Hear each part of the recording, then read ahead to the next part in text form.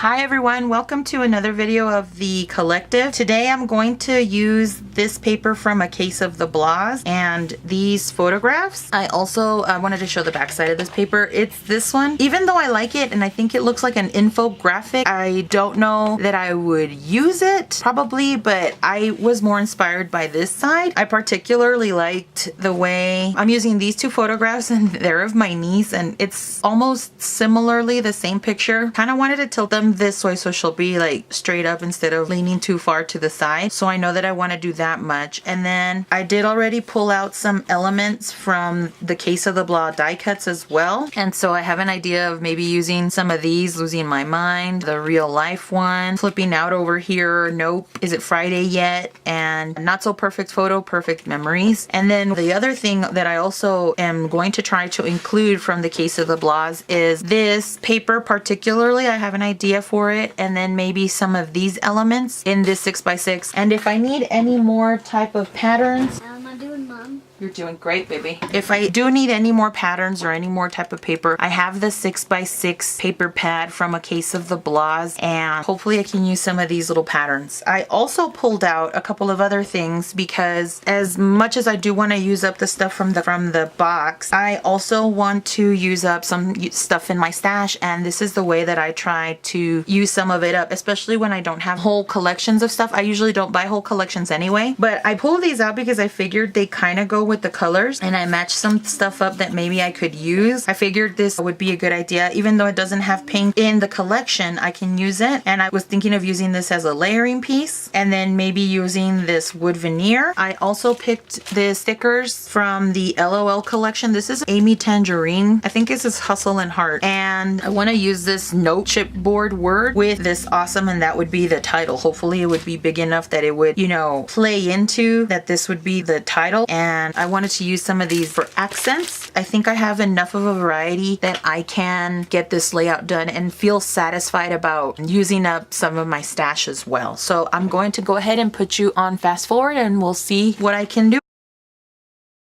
Okay, so here you see me using some red line tape to tape these two photographs together, and I am splitting this 6x6 piece of paper from the paper pad in half so that it could make a bigger, it creates the illusion of that paper being bigger. I'm just placing it behind the photos.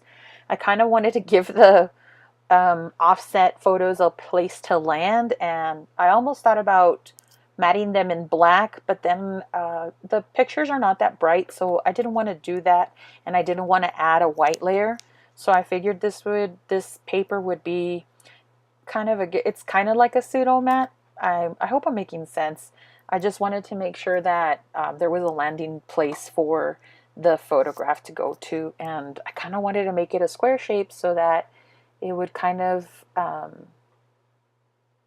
so your eye wouldn't be looking at the photograph being too cattywampus. So I had placed and played around with the elements before I started videotaping, only because I really didn't know what direction I was going to go with, and I figured that playing around with them at first before videoing was going to help me get inspired and then realize where I wanted everything. So I'm setting all the elements down that I pulled, and I'm really glad that I did look through it, all the die cuts, so that I could see exactly what I was going to use.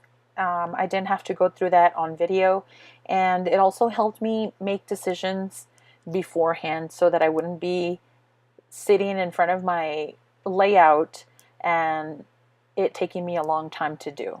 I am using my ATG tape to use these real life cutout, and I did decide to use that tag, and I did flip it upside down and put it to the right hand side instead of the left, and I thought it came out great. It gave me a landing spot for the word stickers that I use later on. Here you see me popping up the house with some foam tape because all of these elements are mostly flat, and so I wanted to give some of the elements on my page some dimension. I did put some foam tape on the circle die cut, the Losing My Mind die cut, so that it would raise off the word bubble, that yellow word bubble that I'm placing right there.